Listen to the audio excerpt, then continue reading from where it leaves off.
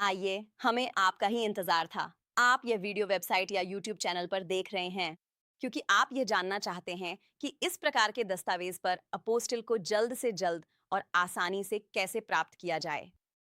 तो तैयार हो जाइए और चलिए शुरू करते हैं। नमस्ते। अगर आप अभी ये वीडियो देख रहे हैं तो शायद इसलिए क्योंकि आपको ये समझने की जरूरत है कि आप कहां और कैसे जल्दी कर सकते हैं। टेक्सास अपोस्टल गुड स्टैंडिंग का एक प्रमाण पत्र है। इसकी लागत क्या है, वर्तमान में प्रोसेसिंग समय में कितना अंतर है, और टेक्सास कॉर्पोरेशन के अपोस्टल ऑन ऑर्डर के लिए आपको किन चरणों का पालन करना होगा। पहले, टेक्सास सेक्रेटरी ऑफ स्टेट के कॉर्पोरेशन सेक्शन वाले दस्तावेज आप हमें न तो डाक से और न ही खुद आकर जमा कर सकते हैं अपोस्टल के लिए। दरअसल टेक्सास कॉर्पोरेशन यूनिट के माध्यम से अपोस्टिल ऑन ऑर्डर करने के लिए आपको या आपकी कंपनी को यह दस्तावेज पहले ही टेक्सास में फाइल करना चाहिए था। प्रोसेसिंग पूरी होने के बाद टेक्सास सेक्रेटरी ऑफ स्टेट ने आपको एक यूनिक फाइल नंबर दिया होगा। अगर आपके पास वह यूनिक एसओएस फाइल नंबर नहीं है तो हम आपकी मदद नहीं कर सकते, क्योंकि अपोस्टिल के लिए इसकी जरूरत होती है। कॉर्पोरेशन डिवीजन केवल उन्हीं दस्तावेजों पर कॉर्पोरेशन अपोस्टिल सर्टिफिकेट जारी करेगा जो उनके डेटाबेस में एसओएस फाइल नंबर के साथ दर्ज हैं। दूसरी बात, आपके पास वह unique Texas secretary of state file number होना चाहिए जो आपको टेक्सास सेक्रेटरी ऑफ स्टेट द्वारा जारी किया गया था। हमारे साथ ऑनलाइन अपोस्टल ऑन ऑर्डर देने के लिए ध्यान रखें कि वह नंबर केवल अंकों का होगा। और अब कॉर्पोरेशन डिवीजन कोई भी गुड स्टैंडिंग सर्टिफिकेट जारी नहीं करता है। तो अगर आपने 15, 20, 30 साल पहले टेक्सास राज्य से गुड स्टैंडिंग सर्टिफिकेट लिया था तो अब वे ऐसा नहीं करते। अब वे इसे दो अलग अलग नामों से बुलाते हैं। तो अगर आप किसी अन्य देश के लिए गुड स्टैंडिंग सर्टिफिकेट चाहते हैं तो केवल दो दस्तावेज हैं जिन्हें आप ऑन ऑर्डर कर सकते हैं। एक होगा सर्टिफिकेट ऑफ फैक्ट, जिसकी प्रक्रिया हम यहीं समझाएंगे। उस पर क्लिक करें और वह आपको पूरी प्रक्रिया बताएगा। दूसरा दस्तावेज है फ्रेंचाइज अकाउंट स्टेटस, जो यही है। Franchise tax account status. ये दो दस्तावेज ही अब गुड स्टैंडिंग सर्टिफिकेट की जगह लेते हैं। कुछ लोग या कंपनियां गुड स्टैंडिंग सर्टिफिकेट की जगह इन दोनों में से एक या दोनों दस्तावेज मंगवाती हैं, क्योंकि जैसा कि मैंने कहा, सेक्रेटरी ऑफ स्टेट कई ऐसे दस्तावेज थे जो वे पहले जारी करते थे, अब वे उन्हें जारी नहीं करते या फिर उन्हें किसी और नाम से बुलाते हैं। और अब गुड स्टैंडिंग सर्टिफिकेट में जो जानकारी होती थी वही अब दो हिस्सों में बांट दी गई है। एक सर्टिफिकेट ऑफ फैक्ट और दूसरा franchise tax account status. Corporation के ऑर्डर फॉर्म पेज पर, जिसे आप इस पेज के बिल्कुल नीचे दिए गए ऑर्डर फॉर्म बटन पर क्लिक करके एक्सेस कर सकते हैं, आपको हमें एसओएस फाइल नंबर, अपनी कॉर्पोरेशन का पूरा नाम देना होगा और अपने दस्तावेज की एक कॉपी के साथ साथ एक प्रीपेड रिटर्न फेडेक्स या यूपीएस शिपिंग लेबल भी अपलोड करना होगा, ताकि हम आपके सभी दस्तावेज आपको या दुनिया में किसी भी व्यक्ति को वापस भेज सकें। अब अगला है स्टेप नंबर 2, जो है शिपिंग निर्देश। स्टेप 2 है। स्टेप 2 शिपिंग के बारे में होगा और इसमें बताया जाएगा कि आप अपने दस्तावेज हमें कैसे भेजेंगे और हम आपके अपोस्टल किए गए दस्तावेज आपको कैसे वापस भेजेंगे, या जहां भी आप चाहें। तो कॉर्पोरेशन के दस्तावेज या वे दस्तावेज जो केवल Texas secretary of state corporation unit या कॉर्पोरेशन द्वारा जारी किए जाते हैं। सेक्शन, जैसा कि इसे कहा जाता है, किसी भी व्यक्ति या कंपनी को उन्हें अपोस्टल के लिए दस्तावेज देने की अनुमति नहीं देता। इसका मतलब यह है कि आप हमारे पास दस्तावेज शिप या मेल नहीं कर सकते, जैसा कि हमने स्टेप 1 में बताया था, और आप हमारे पास दस्तावेज छोड़ भी नहीं सकते। आप केवल हमारे ऑन ऑर्डर फॉर्म पेज पर दस्तावेज अपलोड कर सकते हैं, जो नीचे स्टेप 3 में है। वह उसमें विस्तार से बताया जाएगा। आपको अपने उन दस्तावेज़ों की कॉपी अपलोड करनी होगी जिन्हें आप अपोस्टिल करवाना चाहते हैं, और हमें अपना यूनिक एसओएस फाइल नंबर देना होगा, जिसके बारे में हमने स्टेप 1 में बात की थी। तो आपको शिपिंग को लेकर बस इतना ही ध्यान रखना है कि हमें एक प्रीपेड रिटर्न शिपिंग लेबल दें, ताकि हम आपके दस्तावेज़ आपको वापस भेज सकें। हम अब तक सबसे विश्वसनीय विकल्प की सिफारिश करते हैं। वही कंपनी जो आपके दस्तावेज़ सबसे कम खोएगी या शिपिंग के दौरान आपके दस्तावेज़ नष्ट करेगी, वह फेडेक्स है। हम पिछले 16 वर्षों से इसी का उपयोग कर रहे हैं। हर एक दस्तावेज जो हम वापस भेजते हैं या अपने डीसी ऑफिस भेजते हैं, जब हम फेडरल अपोस्टल और एम्बेसी का काम करते हैं, और उन्होंने कभी भी लकड़ी छू लें, हमारे किसी भी दस्तावेज को न तो खोया है और न ही नष्ट किया है। और हम हमेशा 2 दिन की फेडेक्स ओवरनाइट सेवा का उपयोग करते हैं, और वे संयुक्त राज्य अमेरिका में घरेलू शिपिंग के लिए अब तक सबसे सस्ते हैं। अगर आप फेडेक्स वन रेट का उपयोग करते हैं, अगर आप हमारे निर्देशों का पालन करते हैं, तो आप यहां क्लिक करें और ये आपको पूरी प्रक्रिया बताएगा। वहां एक और लंबा वीडियो भी है जो आपको स्क्रीनशॉट्स और वीडियो के साथ पूरी प्रक्रिया समझाएगा। तो आप उस पेज पर दिए गए सभी स्क्रीनशॉट्स को पढ़ सकते हैं, या फिर आप वीडियो देख सकते हैं जिसमें हम पूरी प्रक्रिया बताते हैं, जैसे मैं अभी कर रहा हूं। और फिर यहां यूपीएस के लिए जाए, लेकिन सबसे विश्वसनीय फेडेक्स है। और अगर तुलना करें तो हम ऑस्टिन टेक्सास से, जो कि सेंट्रल टेक्सास है, पूरे देश के एक छोर तक 2 दिन की फेडेक्स डॉक्यूमेंट्स भेजते हैं। अटलांटिक महासागर तक, वॉशिंगटन डीसी तक, और इसकी कीमत हमें केवल $10 और 95 सेंट पड़ती है। जब हम इसकी जांच करते हैं तो यूपीएस हमेशा कम से कम 4 गुना अधिक महंगा होता है उसी चीज के लिए $40 से अधिक, और यहां तक कि अमेरिका भी डाकघर का शुल्क $40 से अधिक है, $23, ये 2 गुना है। अगर आप फेडेक्स की एक ही दर इस्तेमाल करते हैं तो अक्सर लोग इसके बारे में नहीं जानते और इसे नहीं अपनाते। वे बस फेडेक्स का इस्तेमाल करते हैं और एक कोटेशन लेते हैं, और इसी वजह से आपसे ज्यादा शुल्क लिया जाता है। तो यहां जाइए और यह आपको बताएगा कि फेडेक्स वन रेट कैसे चेक करें, और आप ये दुनिया में कहीं भी कर सकते हैं। तो अगर आप ऑनलाइन जाइए तो फेडेक्स या यूपीएस के लिए प्रीपेड शिपिंग लेबल कहीं से भी बना सकते हैं, और फिर आप उसे प्रिंट कर सकते हैं। उसे प्रिंट करके हमारे पास अपने डॉक के साथ भेज सकते हैं, या माफ कीजिए, अगर यह शव के लिए है तो आप बस हमें ईमेल कर सकते हैं या हमारी साइट पर अपलोड कर सकते हैं, और फिर वह हमें ईमेल हो जाता है। इस तरह आपको यूपीएस स्टोर या फेडेक्स में जाने की जरूरत नहीं है। बस यहाँ इन लिंक पर दिए गए निर्देशों का पालन करें और यह आपको पूरी प्रक्रिया समझा देगा। एक और बहुत महत्वपूर्ण बात यह है कि आप प्रीपेड रिटर्न शिपिंग लेबल पर अपना हमारा नाम, हमारा पता या हमारा फ़ोन नंबर नहीं डाल सकते। इसका मतलब यह है, जैसा कि हम यहाँ स्पष्ट करते हैं, हम आपके दस्तावेज़ आपको वापस मेल नहीं करेंगे। अगर आप ऐसा करते हैं, खासकर अंतर्राष्ट्रीय स्तर पर, तो किसी भी परिस्थिति में हम शिपिंग नहीं करेंगे। आपको अपना नाम, पता और फ़ोन नंबर या किसी दोस्त, परिवार के सदस्य, सहकर्मी या कंपनी का पता डालना होगा। ये मायने नहीं रखता कि आप वहाँ कौन-सा पता डालते हैं, लेकिन जहाँ से ये भेजा जा रहा है, वापस आपके पास या जहाँ भी आप चाहें, हम वहीं भेजेंगे। अगर वो कोई दूसरा देश है, कोई सरकारी संस्था है, कंपनी है, दोस्त, परिवार का सदस्य, सहकर्मी है, जहाँ भी हम भेज रहे हैं, वो आपकी पसंद है। लेकिन शिपिंग लेबल पर आपसे पूछा जाएगा कि ये कहाँ से भेजा जा रहा है। अब हम यहाँ ऑस्टिन में हैं, लेकिन हम ना तो शिपर हैं और ना ही इंपोर्टर। आप हैं। आप शिपिंग लेबल बनाते हैं और आप ही शिपिंग लेबल के लिए भुगतान करते हैं।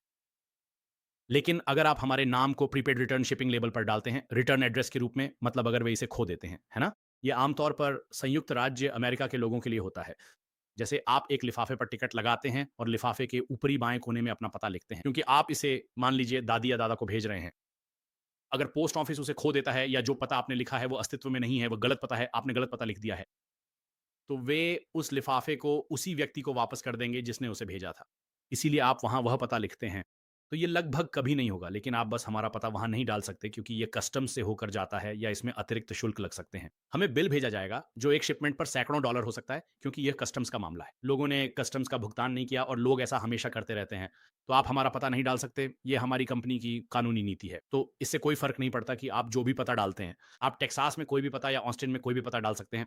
कोई बात नहीं, आप ऐसा कर सकते हैं, पर इसे ऑनलाइन ही करें। फेडेक्स या यूपीएस स्टोर जाने पर दिक्कत हो सकती है क्योंकि वे कह देंगे, "ओह! आप ऐसा नहीं कर सकते।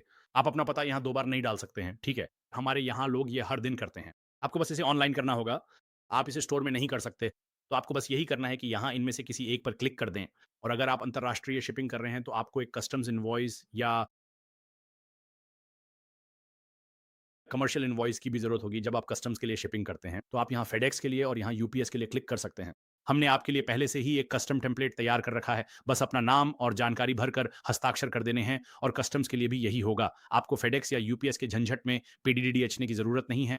हमने असल में एक फेडेक्स ऑफिस मैनेजर और यूपीएस मैनेजर से सलाह ली थी और उनसे मदद ली थी, क्योंकि उन टेम्पलेट्स में जो ज़्यादातर चीज़ें होती हैं, उनकी आपको ज़रूरत नहीं होती, और ये सब काफ़ी उलझन भरा होता है। तो हमने सारी गैर ज़रूरी चीज़ें हटा दी और फॉर्म को पहले से ही भर दिया। अब आपको बस अपनी जानकारी भरनी है, जैसे अपना नाम, अपना फ़ोन नंबर, और फिर उस पे साइन कर देना है। इसके बाद आप इसे प्रिंट कर सकते हैं या सेव करके हमें ईमेल कर सकते हैं, और कुछ देशों में तो ये इतना मायने भी नहीं रखता। जैसे मेक्सिको में तो ये कोई ख़ास फ़र्क नहीं डालता, लेकिन अगर आप सुरक्षित रहना चाहते हैं तो ऐसा कर सकते हैं। लेकिन मेक्सिको में अगर आप सिर्फ़ दस्तावेज़ भेज रहे हैं और कोई असली पैकेज नहीं, तो आपको कस्टम वॉइस की ज़रूरत नहीं है। फिर भी ज़्यादा सुरक्षित रहने के लिए लोग ये फ़ॉर्म भर देते हैं। हम बस इन्हें बाकी चीज़ों के साथ रख देंगे। बस इतना ही। कॉर्पोरेट दस्तावेज़ों के लिए ये आसान है क्योंकि आपको लेबल बनाने की चिंता नहीं है। आप हमारे पास भेज नहीं पाएँगे। आपकी सारी प्रक्रिया इलेक्ट्रॉनिक होगी और आपको इसे हमारे ऑर्डर फॉर्म पेज पर अपलोड करना होगा। हम स्टेप 3 में इस पर विस्तार से चर्चा करेंगे। धन्यवाद, अलविदा। नमस्ते, ये स्टेप 3 है। मैं आपको बताने जा रहा हूं कि 30 नवंबर 2025 तक वर्तमान में टर्न अराउंड टाइम्स क्या हैं, और ये विशेष रूप से सिर्फ इसी वीडियो के लिए लागू होगा।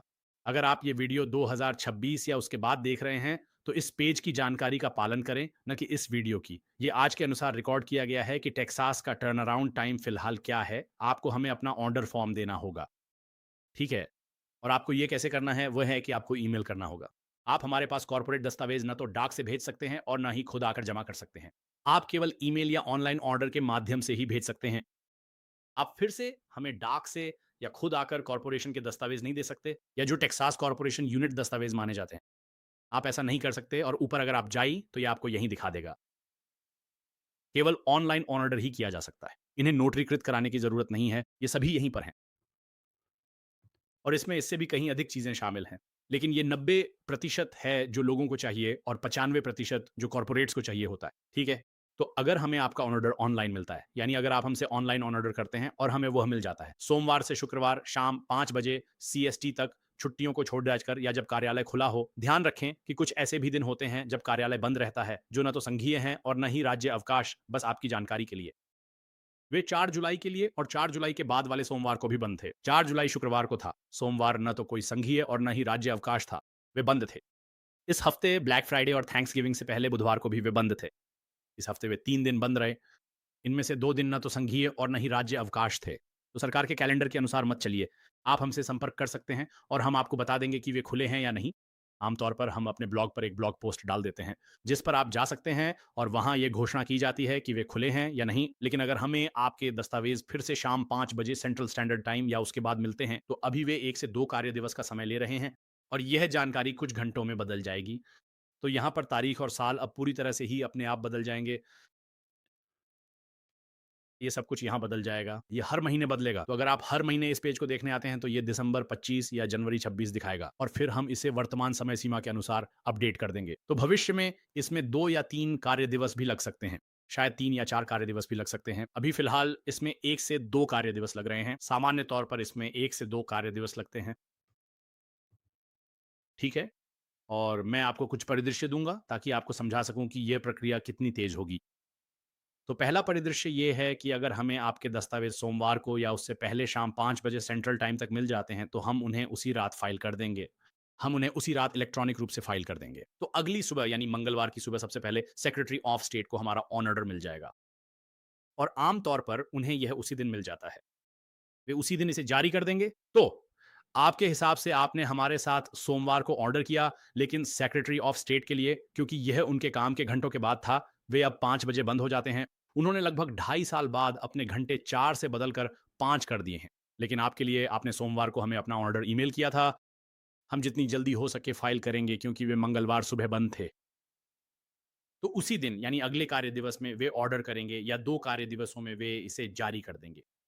तो सबसे खराब स्थिति में भी आपको यह मंगलवार या बुधवार तक मिल जाएगा। तो अगर आप हमारे साथ सोमवार को फाइल करते हैं, सबसे अच्छा या सबसे खराब मामला, अगर आप इसे हमें सेंट्रल स्टैंडर्ड टाइम के अनुसार शाम 5 बजे तक भेज देते हैं, तो हम इसे मंगलवार या बुधवार को उठाकर आपको वापस मेल कर सकते हैं। और फिर दूसरे उदाहरण की बात करें तो अगर हमें आपके दस्तावेज सोमवार को शाम के 5 बजे की समय सीमा समाप्त होने के बाद प्राप्त होते हैं, तो हम इसे आने वाले अगले आधिकारिक कार्य दिवस में फाइल करेंगे और फिर वे इसे लगभग 1 या फिर 2 पूरे कार्य दिवसों के भीतर जारी कर देंगे। तो उस स्थिति में सबसे अच्छा या सबसे खराब मामला ये है कि वे इसे फिर से मंगलवार या गुरुवार को करेंगे। वे इसे गुरुवार तक भी कर सकते हैं। तो फिर से अगर आप सोमवार को ऑन ऑर्डर करते हैं, तो सबसे खराब स्थिति में हम गुरुवार को आपको वापस मेल कर पाएंगे और ये जितनी जल्दी हो सकता है मंगलवार को भी हो सकता है। ये सब सचिवालय सेक्रेटरी ऑफ स्टेट पर निर्भर करता है कि उनके पास कितना बैकलॉग है। लेकिन सामान्य तौर पर अभी के लिए, जैसा कि मैं ये वीडियो बना रहा हूँ, आमतौर पर ये उसी दिन हो जाता है। तो अगर हमें आपका दस्तावेज 5 बजे तक मिल जाता है, तो उनके पास ये मंगलवार के अंत तक पहुंच जाएगा। हम उसे उठा लेंगे और मूलतः अगले ही दिन आपको वापस मेल कर देंगे। ऐसा 90-95% मामलों में होता है और वहाँ काम करने वाली लड़कियों के साथ हमारे बहुत अच्छे संबंध हैं। वहाँ पूरी टीम महिलाएँ ही हैं, तो वे हमारे ऑर्डर बहुत जल्दी, बहुत तेज़ी से आगे बढ़ा देती हैं। तो इससे मदद मिलती है। हम उन्हें कुकीज़ और कपकेक देते हैं, तो हम उनका ध्यान रखते हैं। हाँ, अक्सर ऐसा ही होता है। फिर भी इसमें 1 दिन लग सकता है। हमें ज़्यादा से ज़्यादा 1 दिन ही लगा था। उनकी वेबसाइट पर जो भी लिखा हो, हमारे साथ ऐसा कभी नहीं हुआ। अगर आप उन्हें कॉल करेंगे तो वे कहेंगे कि इसमें 2 कार्य दिवस लगते हैं, पर असल में आपको मंगलवार या बुधवार तक दस्तावेज़ मिल ही जाएँगे। बस इसे ध्यान में रखें ताकि आप समय पर कागज़ात वापस भेज सकें। ठीक है? कॉर्पोरेट प्राइसिंग उनकी ऑथेंटिकेशन यूनिट से अलग है। सेक्रेटरी ऑफ स्टेट में 2 अलग-अलग यूनिट्स हैं। एक है जिसे टेक्सास कॉर्पोरेशंस कहा जाता है और दूसरा है Texas authentication unit. Texas authentication unit काफ़ी सस्ती है। फाइलिंग फ़ीस लगभग साढ़े 3 गुना सस्ती है। हमारी फ़ीस बिल्कुल एक जैसी है, बस हम दोनों के लिए फाइलिंग फ़ीस का भुगतान करते हैं। तो कॉर्पोरेट साइड पे कीमत प्रति दस्तावेज़ $145 है और इसमें सभी फाइलिंग फ़ीस शामिल हैं। तो आपको कोई फाइलिंग फ़ीस नहीं देनी होती, आपको हमें अतिरिक्त पैसे नहीं भेजने होते, आपको कॉर्पोरेट प्रक्रिया नहीं करनी होती। टेक्सास सेक्रेटरी ऑफ स्टेट की कॉर्पोरेट एप्लीकेशन, आपको इनमें से कुछ भी नहीं करना होता। आपको बस हमारा ये ऑर्डर फॉर्म भरना है। यहाँ दिए गए लिंक पर क्लिक करें और यहाँ एक वीडियो है जो बताएगा कि क्या अपलोड करना है और हमें कौन सी ज़रूरी जानकारी चाहिए होगी ताकि हम आपका on order secretary of state के पास फाइल कर सकें। यहाँ आपको पता चलेगा कि दस्तावेज के लिए क्या चाहिए ताकि आपको अपने दिमाग में कोई गणना न करनी पड़े। अगर आपको एक अपोस्टल चाहिए तो इसकी कीमत $145 है। 2 के लिए 293 और 3 के लिए $435 लगते हैं। हमने 10 तक की जानकारी का चार्ट दिया है। और ध्यान दें, अगर आपको एक ही दस्तावेज पर अलग अलग देशों के लिए कई अपोस्टल्स चाहिए तो आप ऐसा कर सकते हैं, क्योंकि कॉर्पोरेट आपके लिए प्रमाणित प्रति तैयार करेगा। जैसा कि हमने पहले चरण में बताया है, तो आप कई अपोस्टल्स प्राप्त कर सकते हैं। अगर आपके पास आर्टिकल्स ऑफ इनकॉर्पोरेशन हैं और आपको ये 3 देशों के लिए चाहिए, तो बस हमें बताएं कि वे कौन से हैं और ऑन ऑर्डर फॉर्म में मात्रा 3 भरें। 3 के लिए कीमत $435 होगी और आप उसी दस्तावेज पर 3 अलग देशों के लिए अपोस्टल्स ले सकते हैं। ये ठीक है, आप जितने चाहें उतने अपोस्टल्स ले सकते हैं, क्योंकि वे प्रमाणित प्रति बनाएंगे। आप उन्हें अपने दस्तावेज नहीं दे रहे हैं। जबकि ऑथेंटिकेशन यूनिट में मान लीजिए आपके पास एक जन्म प्रमाण पत्र है, लेकिन आपको उसे 3 देशों के लिए चाहिए। जन्म प्रमाण पत्र 3 देशों में नहीं चलता। आपको 3 मूल प्रमाण पत्र प्राप्त करने की आवश्यकता होगी, या फिर काउंटी, शहर या टेक्सास राज्य से प्रमाणित 3 प्रतियां जारी करवानी पड़ेंगी, ताकि आपको 3 अपोस्टल्स मिल सकें। क्योंकि इस विभाग में मौजूद सभी दस्तावेज पहले से ही उनके पास फाइल में होते हैं। वे जितनी भी प्रमाणित प्रतियां आप चाहें उतनी नई प्रतियां बना देंगे। तो बस सुनिश्चित करें कि आप जितनी चाहें उतनी प्रतियां ले सकते हैं। तो अगर आप चाहें एक ही दस्तावेज पे 10 अपोस्टल्स करवाना चाहें तो आप ऐसा कर सकते हैं। इससे कोई फर्क नहीं पड़ता, क्योंकि उनके पास वह पहले से फाइल में है। बस इतना ही। बहुत बहुत धन्यवाद।